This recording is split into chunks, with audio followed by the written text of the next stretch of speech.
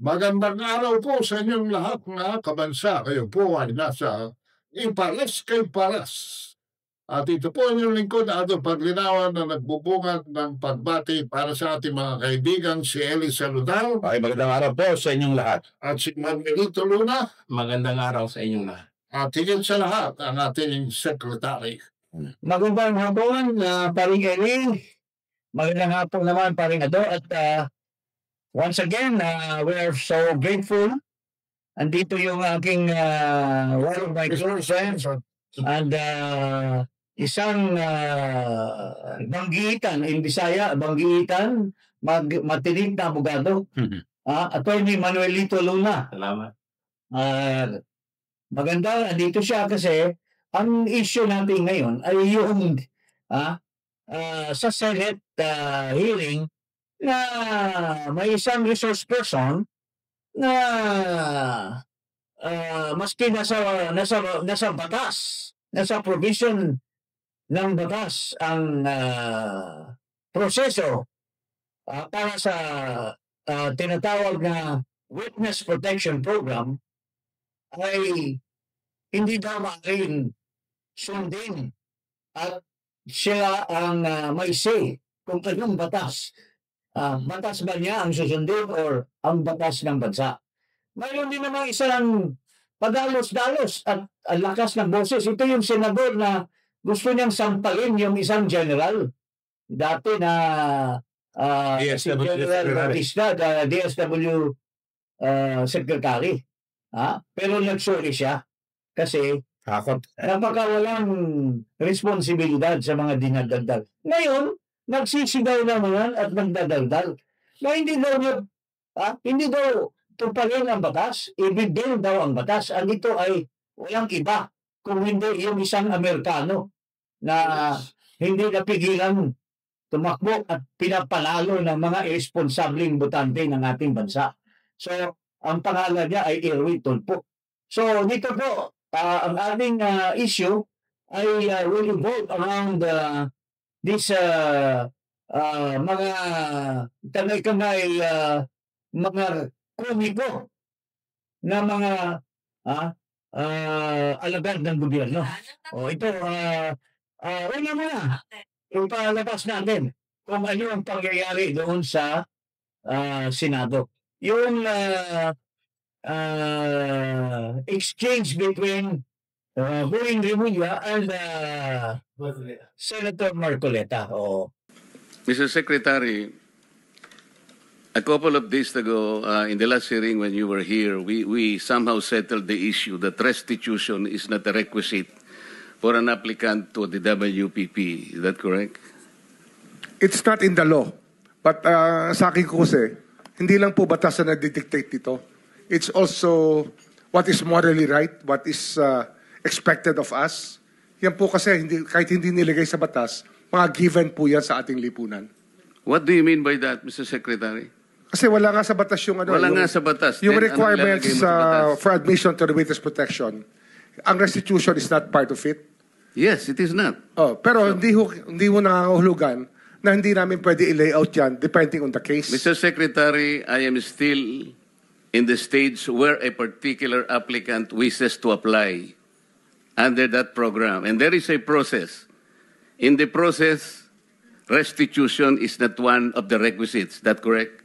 Opo, pero if it's in terms of this case being a financial crime, sir, this is a crime against the financial status of the Filipino people, of the Philippine Republic.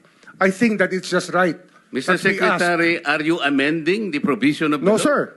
No, sir. But that is how we run the Witness Protection Program. As a lawyer, Mr. Secretary, may I ask you, in a criminal prosecution, the civil liability is impliedly instituted. Is that correct? Of course. Kaya nga eh. Hindi naman nangangahulugan kung sakasakali na natapos na yung criminal prosecution. Kapag ka nakita na mayroong criminal liability yung tao, because it is impliedly implied, doon lang magkakaroon ng restitution. It will come after. Paano mo sasabihin na magre-restitute ang isang tao? Meron na bang findings kung magkano i-restitute on how it can be restituted? Nag-a-apply pa lang eh. Huwag po ninyong babaguhin ang requisite ng batas, Mr. Secretary. I thought nung dumating ka dito, nagkaintindihan na tayo eh. Kaya nabablar ang proceedings natin eh. Kaya nga kinote ni, siguro, ang chairman kanina gusto kong ituloy ito, sinabi niya, nagpa-interview siya, na goodwill and sincerity should be done para itest. Pwede ba yung ganito? I respect your opinion, sir. But It that's is not how, my opinion, it is in the law, Mr. Secretary. Yes, sir. Yes, sir. But I am operating. The arbiter Sir, is can I the speak, law. sir? May I speak, sir? Yes, you I'm are operating from the Senator Marcoleta, from the kindly allow vantage the point of the resource reason behind the law, sir. What is the reason behind the law? So that we can get justice, and justice can only be attained if there is restitution. So that is the principle behind all of these things that we are talking about now.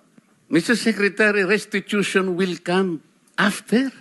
It cannot be. Sir, it can cannot come before or after, sir. It can come before or You after. cite the law that it come before. Wala nga po sa batas eh.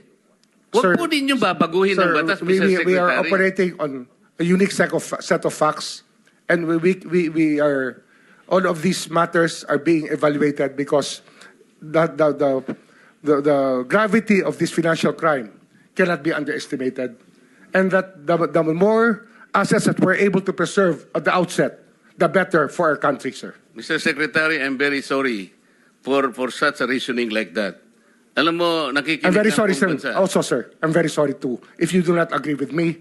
But I respect your opinion, sir, and we will carry out our job as we deem fit, as we see. Mr. Chair, I said that the I country am not needs. expressing an opinion here. I am articulating the provision of law. You do not change the provision of law, Mr. Secretary. You may be disbarred from doing this.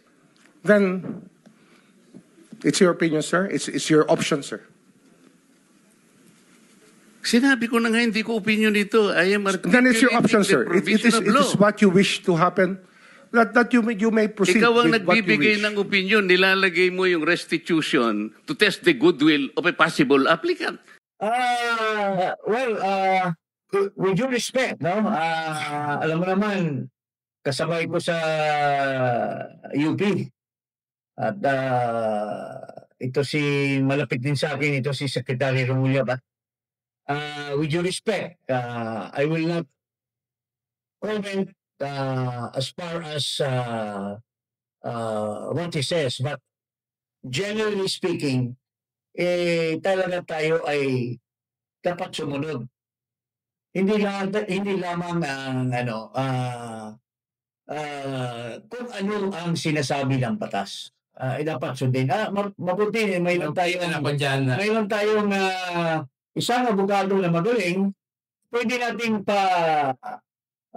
hingian ng kanyang opinion doon sa argumento ni Marcoleta at ni Marcoleta is saying and citing a specific provision of law under the Republic Act 6981. okay, the Witness Protection Program. He cited a certain provision which describes the process by which a witness will be admitted. Okay. Okay, so Now, si Remulla naman, sinasabi niya, ay hindi yan absolute.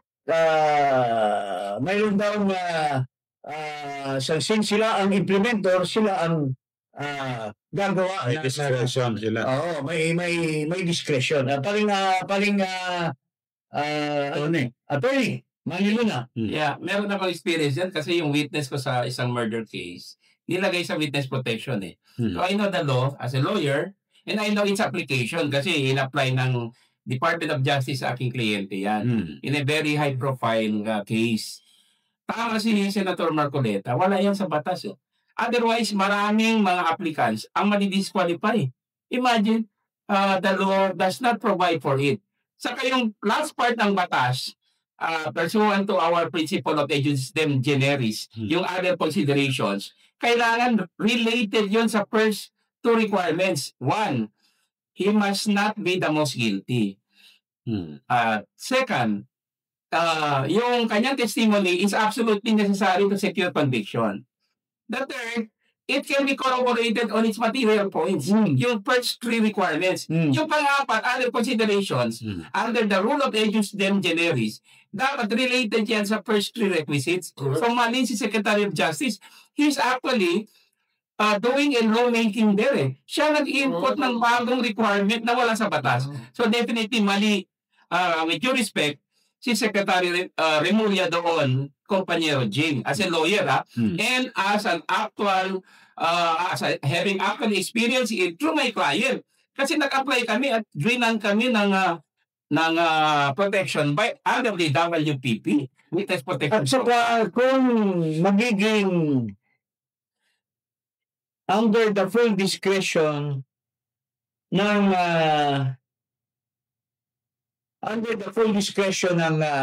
Secretary of Justice or his underlings ang pag-determine who shall be under the protection of the law, the witness protection law, itiin lang niya kung sino yung, halimbawa, if magiging selective siya. He can always create rules. Kung ayaw niyang marinig, halimbawa, isa sa mga posibleng accused, kamag-anak niya, kapatid niya. Pwede niyang sabihin na hindi to papasa. So, i-anticipate niya kung mayroong adverse testimony which will not be favorable to him or to his family or to his superior. He can always back kasi parang nagiging discretionary yung determination. Kaya nga may batas. Tapos, with due respect, si Attorney Neil Abayon, isa to sa mga, I'm not saying brilliant lawyer, but I have been listening to him. May maganda siyang legal opinion tungkol dito. Kung under the law, mayroong rule-making authority ang Secretary of Justice. But is it absolute? Ito, may sinasabi si Attorney Abayon. Pakinggan lang natin ng konti yung context ng sinasabi ni Attorney Abayon. So sa side po ni Secretary Remulla, di ba klaro naman kanina dun sa Section 2 nakalagay na DOJ yung may power or may trabaho to implement this law, specifically the Witness Protection Program. Okay, tapos kung makita po natin sa Section 18, Rules and Regulations, nakalagay din po kasi dito, the Department, which is the Department of Justice, shall promulgate such rules and regulations as may be necessary to implement the intent and purposes of this act. So ito yung ginagamit kanina ni Secretary Boying, kung napapansin po ninyo, di ba, yung intent daw and purpose of the law, meron daw siyang power to promulgate. So ito po yun under Section 18 in relation dito nga sa Section 2, Implementation of Program, the Department of Justice. So ngayon, ang next question dyan, since meron tong Section 2 at Section 18 na pwede nga gumawa ng rules and regulations as may be necessary to implement the intent and purpose of this act, does it mean po ba na absolute yung authority ng Secretary of Justice sa pag-promulgate nitong rules and regulations na gagamitin po sa pag-implement ng batas na to? At ang sagot po dyan is hindi po yan siya absolute kasi this is what we call po a delegated legislative authority. Okay? So kung meron pong mga law students na nanonood sa akin ngayon, at least ito, this is a very good case po para mas ma-visualize ninyo kung ano ba talaga yung delegated legislative authority, yung mga completeness test, sufficient standard test. Pag pinapag-aralan po kasi ito sa law school, medyo masyado tong bookish na topic eh. Pero ngayon po, it is very interesting considering diniscuss na to nila Senator Marcoleta and Secretary Boying Remulla. So the reason po kung bakit delegated legislative authority yung tawag dito sa ito under ng Section 18 and Section 2, kasi yun nga po, di ba, like what I've already explained numerous times, yung primary legislative authority is vested with Congress by our Constitution, di ba? Section 1 of Article 6 po yun. Therefore, hindi po pwede basta-basta lang gumawa ng rules and regulations yung mga other government bodies kasi that will go against the very primary function of Congress po. However, in very specific cases, in certain cases po, pwede po magka-delegated legislative authority provided masusunod yung tinatawag na completeness test and the sufficient standard test. Okay? And unahin ko po muna i-explain sa inyo kung ano ba yung sufficient standard test. So when you say the sufficient standard test, dapat po yung batas na nagbibigay ng delegated legislative authority to a different government body which is not the legislature, dapat there is sufficient standards na magagamitin or magiging guide dun sa government office na yon sa paggawa po nila ng rules and regulations sa pag-implement ng batas. Okay? So ngayon, tingnan po natin kung meron bang sufficient standard in this case po sa RA 6981. So kung titingnan po natin sa Section 18 Rules and Regulations, kung ako po tatanungin from how I understand this provision and how I read it, this passes what we call the sufficient standard test. Okay? Kasi kung titingnan po ninyo, ang nakalagay, the department shall promulgate such rules and regulations as may be necessary to implement the intent and purpose of this act. So ito yung standard na kailangan sundin ng Department of Justice sa paggawa po nila ng rules and regulations sa pag-implement. Dapat po hindi siya lalampas sa intent and purpose of this act. So kung ano yung intention ng batas, ano po yung purpose nitong batas na to, dapat yung rules and regulations must correlate to that specifically.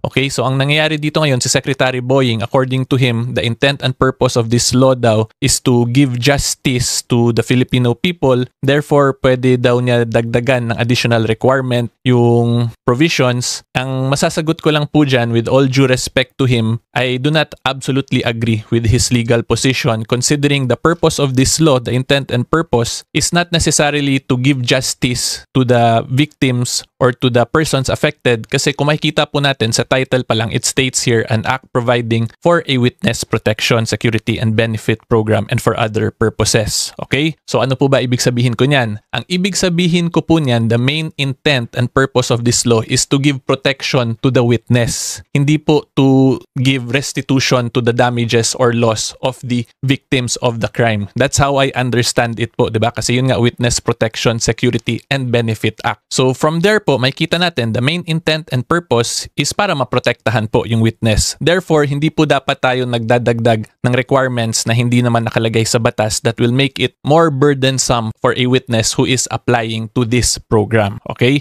So, ito from a neutral position.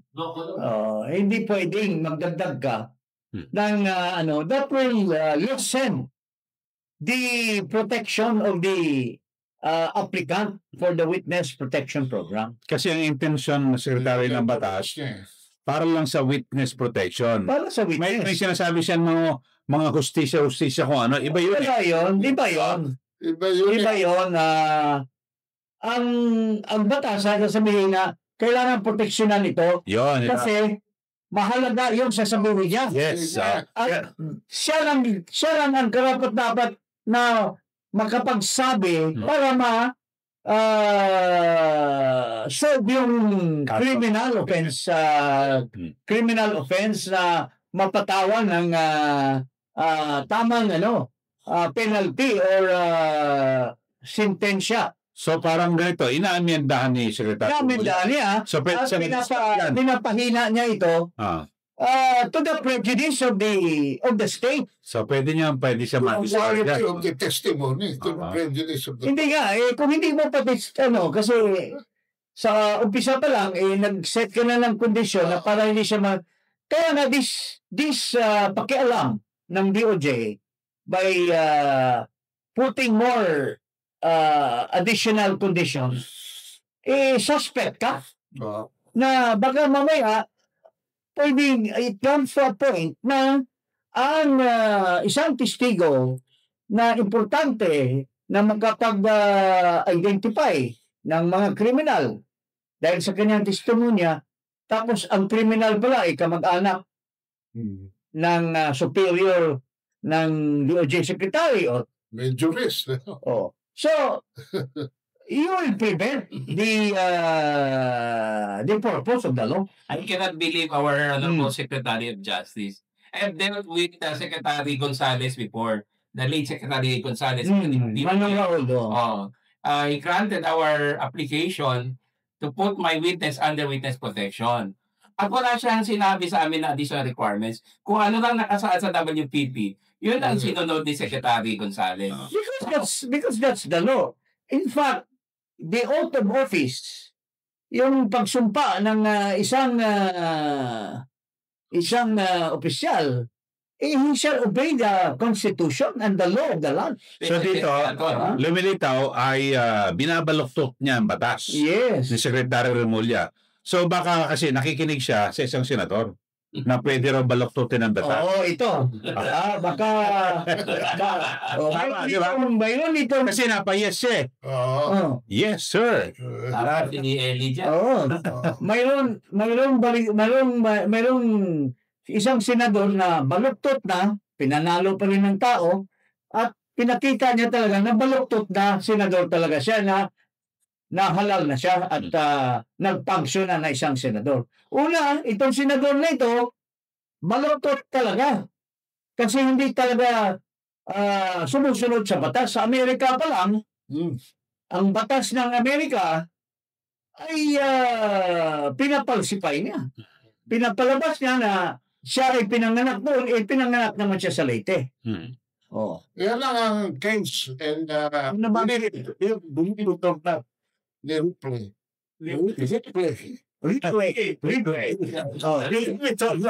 Guys, ang tao, Pilipino pa naman, 2 beses pinanganak. First, si Erwin Tulfo from Leyte. And next, si Erich Sylvester from Hawaii. From Hawaii. 2 years after. At dahil doon sa pagbaluktot niya ng batas sa Amerika, nakakuha siya ng American passport. At naging Army ba siya? Hindi siya sa US Army. Using a falsified birth certificate. Tapos dito, he had attempted to become a DSWC secretary. 3 beses niya. Pero naharan siya dahil hindi naman bobo masyado ang mga members ng CA at nahuli siya. May audacity itong senador na to. Talagang na magbaluktot ng batas. Oh. Kasi doon sa exchange nila, pumasok siya na pwedeng i-bend ang batas. Okay, pakinggan na natin itong Awilin niya. ano ito? Americano, first American, but also first Filipino. Kasi pag hindi ka tumutupad sa batas ng Pilipinas, ay Pilipino ka. O ito. Alam kong nakikinig ho tayong lahat, yung sigaw ng taong bayan na libo-libo sa People Power Monument sa Luneta. Hindi lang po ang pagnanakaw, they were also shouting, ibalik yung pera nila. And I believe the Secretary of Justice heard that. And I believe Malacanang heard that. Kaya nga po, dito po sa mga kontraktor, mga opisyal, isole ninyo ang pera ng taong bayan. Hindi po batas ang pinag-uusapan. Wala ho tayong pakialam sa batas na yan. Sometimes, you have to bend the law to be able to please the people. Mas mataas po ang taong bayan sa batas. Am I right, Secretary Remulla? Yes, sir. Yeah. So, yan yung radyo sila o... Pero dito, binamagit ni Senator Erwin Tulfo na kasi narinig daw na rally nung Sunday na isole ang pera. Sumasal siya. Sana magsole ng pera yung kanyang kapatid. Siya din na nakinabang kasi actually, ang totoong istorya sa lumalabas, no? Nakasabat niya yung kapatid niya na kumuha ng kontrata using the funds of the Department of Tourism na pinangasiwaan ng kanyang kapatid, si Teo. Wanda Teo. Na nakinabang, silang lahat nakinabang sa administrasyon ni Duterte. Malaki-laki ito, sige, panoorin natin. Okay, so, ibig sabihin, na kung nanawagan ng taong bayan, kasama din sila. Magsuli din. Magsuli din kayo. But hanggang ngayon, hindi kayo nagsuli ng pera. Sige, ito, pakinggan natin yung report. Yung report. The Commission on Audit or COA says Ben Tulfo's Bitag Media gets 89.878 million pesos or 75% of the cut of the total airing cost of tourism segments paid by the Department of Tourism to People's Television Network. COA reports there is a possible conflict of interest which may be a violation of Section 3E of the Anti-Graft and Corrupt Practices Act. The conflict of interest is that the DOT secretary at the time, Wanda Teo, is Tulfo's sister. PTV anchor Jules Giang wrote on Twitter, "It will always be frustrating that some people made our network their milking cow for their block timers, while our in-house shows struggle to get funding so we can somehow be at par with the mainstream shows. This is the first time that the government body is citing conflict of interest in the deal, although Ombudsman Conchita Carpio Morales has launched an investigation. PTV would produce the tourism program, segments, and spot placements, and they all would air on PTV network.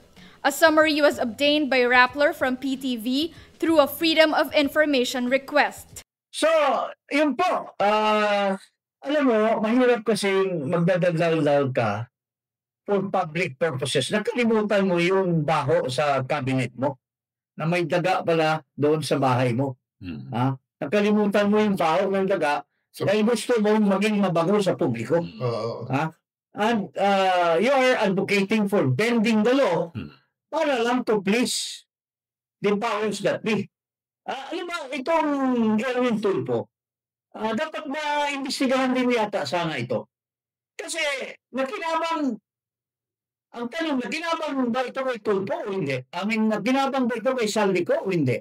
Kasi noong kasagsagan ng poder ni Martin Romualdez at ni Saldico, sabi pa ni Saldico sa akin, na ito daw ang PR ni, in my conversation that I had with kumpare ko na nagtatago at hindi nata magpapakita, ay sinabi ni Saldi, I was with another person, I hope he will corroborate, hindi siya matakot, na sabi ni Saldi, magaling yung namin, votes, magaling PR namin, si Edwin Tulfo ang PR ni speaker eh. So, kung PR ka, nakinabang ka siguro sa mga nakulimbat na mga pera nila Saldi ko. So, hindi naman bubuli yan. Di ko mano. So, may lang nagsabi, may nabili ba? Anong narinig mo? Dinalaw pa lang isang kontraktor sa Senate. Dinalaw pa. Yung maganda pa naman yung Meron nakatira sa nakatira sa Greenwich dahil sa East. Dahil labis yun. Dahil sa sinigawan siya ng sa homeowners doon eh. Natandaan niyo ba yun? Yung sa Shangri-La kasi. So dito na siya nakatira. Balik tayo sa bilang senador, hindi siya dapat nag-advocate ng bending of the law. That's a dangerous statement coming from a senator. And that's an unethical conduct by a senator. Tingnan nga natin itong panunumpa ng katungkulan. Isang senador. Okay. Basahin mo paling Eli. Okay. Kung hindi ba siya nag-violate and he has a chance to be investigated by the Senate Ethics Committee. Ito, pag nanunumpa sa katungkulan ng isang senador, ito sabihin, ako si Erwin Tulfo, nahalal ng sambayanang Pilipino bilang senador na Pilipinas ay taimtim na nanunumpa. Nanunumpa. Di ba? Sabi pa ni Rapid Tulfo doon sa isang witness, nag-o-taking na ba yan? Nag-o-taking na daw. Okay. So ito yung o-taking. Ay taimtim na nanunumpa na tutuparin ko ng doong katapatan at sigasig ang aking mga tungkulin bilang senador ng Pilipinas na itataguyod ko at ipagtatanggol ang saligang batas ng Pilipinas na susundin ko ang mga batas nito. At eto, kikilalanin at igagalang ang mga lehitimong otoridad at ako'y mananampalataya sa Diyos. So, yun, susundin ko ang batas nito. Susundin ko ang batas nito. No. Yun ang so superficial lang pala yung taking ko lang pala nung take ka ng oath as senador. Selfie lang. Kasi you want to bend the law. Para daw masiyahan ang taong bayan na nagprotesta. Para masiyahan yung mga bayan na mga nasa Luneta at nagsisigaw na sobrang corruption pero hindi nila pinapababa yung nag-mastermind ng corruption sa flood control. So, itong ginawa niyo, okay. Under the Constitution, Article 6, Section 16, Paragraph 3, ito ay considered to be disorderly conduct. Okay. This is also punishable under the Senate Rules, Article 10 ng Senate Rules. So, merong cause. Kung merong mag-file ng ethics complaint against Senator Erwin Tulfo, pasok ito eh. He should be duly investigated. Now, kung patas lang ang mga kasama niya doon sa majority, kasi this is a very clear violation of the Constitution and the rules of the Senate, then he should be given a sanction for advocating to disobey the law of the land. Ang integridad ng Senate depends on this. Kasi alam mo, yung bagay, binanggit niya sa Blue Ribbon Committee, nung hapon, sinita siya ni Robin Padilla, Senator Robin Padilla, at tumindig sa session sa plenaryo, sinita niya itong si Erwin Tulfo. Dahil ang sabi ho ni Senator Robin Padilla, sa amin sa Mindanao, ipinopromote ng gobyerno na lahat dapat sumunod sa batas. Kasi ang daming mga lawless elements doon, ba? So tapos ngayon, isang senador, bakit mo sasabihin na pwedeng baliin ng batas? Ultimo yung mga katutubo na ninakawan ng mga lupain. Di ba? Kinukumising ako, idaan natin sa batas, sumunod kayo sa batas, itong proseso. Ito, parang baliktad, di ba? Because sanay na ito. Sanay na baliktarin talaga ang batas. Incorrigible violator of law. So, talagang pagka ang Diyos na ang magsabi na i-expose natin itong mga tiwali tulad nito, talagang na-expose kasi they are the ones driven to expose what kind of persons they are. In fact, si retired Supreme Court Justice Noel Tiham, nagsulat dito opinion niya, na mayroong violation ng oath of office itong si Senator Tulfo. And that's a constitutional violation? Yes. So, pwede siya matanggal dito. So, it's a matter of time that may kasunod si Hontiveros sa Committee on Ethics. We, Attorney Luna, myself, and Attorney Topacio, have filed a case against, baka may kasunod, baka may isang patriotic Filipino who will file a case against this law bender. Nabalitaan ko, Attorney Luna raw mag-file lang. Well, that's most likely. Pero paano lumayon, gusto ko ibalik sa talik kay Boying Remulla. Para sa akin, may konsabahan sila ni Eric Kasi baka isang boss lang yun. Ewan ko. So parang sinasabi mo, isang tumpas, isa na rin. Kasi parang 1, 2, 3 sila. Yes, that's right. You know why? Kasi para sa akin, as a layman and a lawyer, structure na siya dito yung pagdeklara niya na ang Department of Justice, ang Court of Judicial Authority, yung sa kidnapping ni Duterte. At dito lang na nila-amenda niya ito. According to Scottish judgment call. So, hindi na dapat pati kwalifikasyon ni Remulla dito questionin din. Tapos meron pang ano yung sinasabi mo kay Tongyong? Hindi, pwedeng questionan sa Supreme Court. Yung sa hindi sa ICI yun. Hindi pero hindi ito naman, yung sa ombudsman. Parang yung bakit ito tinanggal minaniobra rin sa ombudsman, kaya nakakuha ng clearance. Itong si Remulla. Sino nagkukumpas nun? Yun. Pero Tony, di ba parang umulong na yata? Ano bang? Merong latest information dito na nilabas I don't know if this is official statement ito galing sa Secretary of Justice. Pero pinasok na raw sa Witness Protection Program temporarily kasi pinaprocess pa yan si Nadiskaya kasama si Hernandez, Alcantara at iba pa.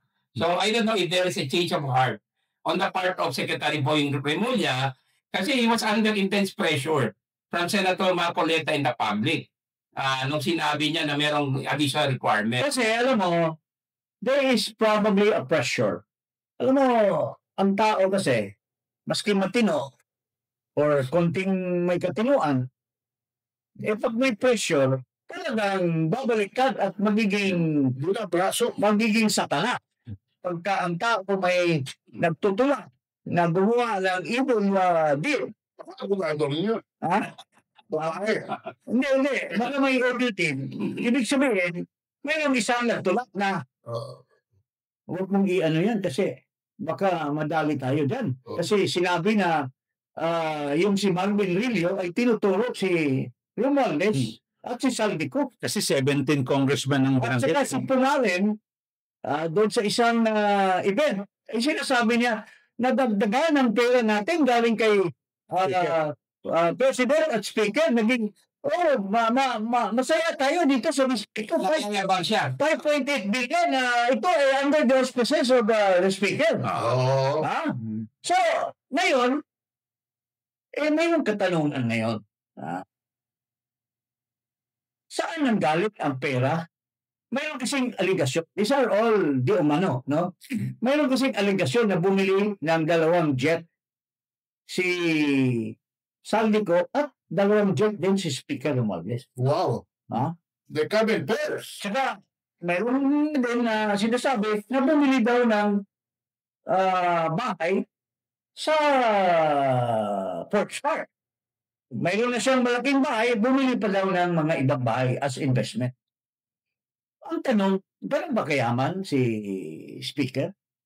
Saan nanggaling? Dapat maimbestigahan din o kung may katotohanan, saan pa nanggaling ang pera ni Speaker Romualdez na pinagbibili nito? Ang isang balita ko pa, bumili pa yan ng isang makamahal na jet sa isang dating congressman na Muslim.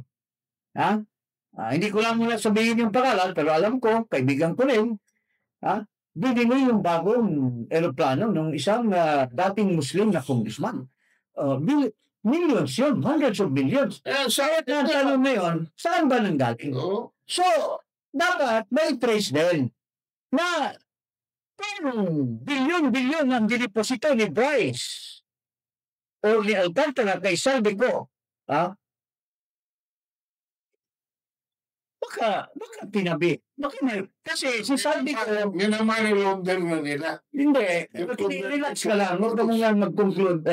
Baka mali yung conclusion. Ang ibig ko sabihin, kung kumita si Saldico, halimbawa, yung driver ko kumita. Yung driver ko hindi naman gagawa kung walang pahintulot. Kung kumita yung driver ko, hindi ba kaya sabihin ng driver, boss, hati tayo dito sa kita ko. So, kung hati tayo, bilyon-bilyon yung kita ni Saldico, baka, hindi. May witness ako isang okasyon, mayroong isang congressman na humiling para sa district niya, kinausap ko si Saldi, hindi siya nag-decide, tinawagan niya yung isang tao na amo niya. Kumuha siya ng clearance. So, ibig sabihin, hindi si Saldi mag-decide kung walang kumpas. So, kung kikita yung congressman na yun, kikita si Saldi, kikita din yung nagbigay ng kumpas. Di ba? In short, hindi tayo naniniwala na sinolo ni Representative Saldico ang pera. So, sinishare. Kaya dapat yung ICI at saka ito, may lead pa sila. Nagsabi na ni Siniskaya na si Marvin Rillo, tapos dito sa video ni Pumaren, sinasabi, tapos mayroong mga video na namimigay ng pera, tag 5,000, itong particular individual na pinag-usapan natin, namimigay parang tubig lang yung pinamimigay, it's not par. that he might be benefiting from Saldico also. Actually, there's such thing as circumstantial evidence, Secretary James. Yeah, so pwedeng i-join mo yan together to come up with a very strong evidence against Saldico. So mayroon kasing, yes, mayroon kasing sinasabi ngayon na nilalaglag na si Saldico. Don't you think that the Senate Blue Ribbon Committee, the ICI, should not allow that to happen? Because that is a travesty of justice. Because there is someone who benefited equally or most and is able to get away, while the one who made it happen is the one that only suffers. Diba? That's a travesty of justice. And the ICI, unless the ICI may order na idungdung na you spare that guy. Or sasabihin si Soto, remember, hindi ka naging Senate President kung di ako pumukpo. O huwag mong isalo yung pinsan ko. That may be a different story. Kaya kailangan talaga karoon ng mas malakihan na protesta ang taong bayan. Pag it has gone to the far that the President is the one that is most guilty, and the second most guilty is being protected by the President himself. So, sino yung nakinaban, kailangan bulagain. So, yun ang sinasabi niya natin si Lacson. Pero, ang tanong ba, is Lacson really honest when he himself, once upon a time, has slipped the gauntlet ang pahinog until may bago ng presidente? Ang sabi ni Topacio, hindi siya acquitted sa crime ng Corazon. Alam ko, si Wally Sombero, na kaibigan ko, while he was detained in Bikutan, sinasabi, inuwento niya lahat ang nangyayari. And I know that Ping Lacson has not gotten away from the crime except that there was technicality. Kung mag-repent siya at maging honest to goodness yung hearing niya, well, maybe papasa sa konsensya natin, mga kaibigan. Paring Eli, anong comment mo? Paring Ado? Pwede na ipasa, pero yung si Kiko Pangilinan magtatanong lang ng isang question One more, sabi ni Kagan, binara siya agad ni Ping. Sabi ni Ping, you have extended your time or exceeded your time already. Hindi na pwede magtanong. Iniiwasan yung mga leading answers sa mga may pinoprotektahan. Pinagdalawa ni Soto. May friend na pinuputol niya. Tapos mayroon pa isang kengkoy na senador dyan. Ang pangalan, Tulpo din. Sabi niya, ikaw ba, nag-taking ka na? Doon sa, imbis sabihin niya, did you take your oath already? Sworn? Did you take your sworn oath already? Sino tinanong niya? Yung isang witness na sinasabi niya Bagban daw. Bakit hindi yung kapatid niya ang tanongin niya? Nag-taking ka na ba? Pero ang malaking questionable ito sa Rapid Tulpo ay ang yabang-yabang na mag-imbestiga tungkol sa PCSO. Ikaw pa lang, Ado. You were present nung diniscuss natin yan. Wala ka bang masasabi na bakit biglang nawala yung investigasyon? Namimiss ko na nga si Langka Namimiss mo na. So, are you not suspecting that there must be some yun na nga parang alam mo na? Sa point in time, biglang Bakit niyarang yan at kaya ko yan, pwede niyong i-manipulate yung result kasi ikaw ang may control, ikaw may hawak ng phone. Asan ka gusto na? Nasaan ang legislation na? Nasaan ang legislation kasi in-aid of legislation? Nasaan ang report? Wala na, 19th Congress pa yun Wala na, pero lang ka, naging durian. Okay. So, it just shows the kind of persons ito. Okay. At meron pang isang tulso. At tira ng tira. Oo. Yung kuya nila. Yung kuya na tira ng tira kay Marcoleta. Because Marcoleta is identified with Duterte. Ito, nung kinukulat na tinakbo. Ito, ginawa na, palang Advisor siya. advisor o ambassador. Kaso na, special envoy. Hindi ba pagka-envoy ka, mayroon ka rin propensity to earn money? Just tell me. Injustice be served in all of these troubles. Yes. That's importante. Nagtataka ako, bakit kailangan puro pang-kotse nung Montulpo na? Bakit? Marami ka. Bakit? Takot. Sidekick lang yan yung kapatid ni... Si Raymart. Ni... Santiago. Yes, pati yung babae. Sinakot siya ng babae. Yung kapatid ni Gretchen Barreto. Tapos, ano din yan? Sinapak din ni Atongang. Pinatongang yan. Oo. Okay, sige na. Ganun lang yan. Grabe naman. Grabe itong pamilya na to. Oo.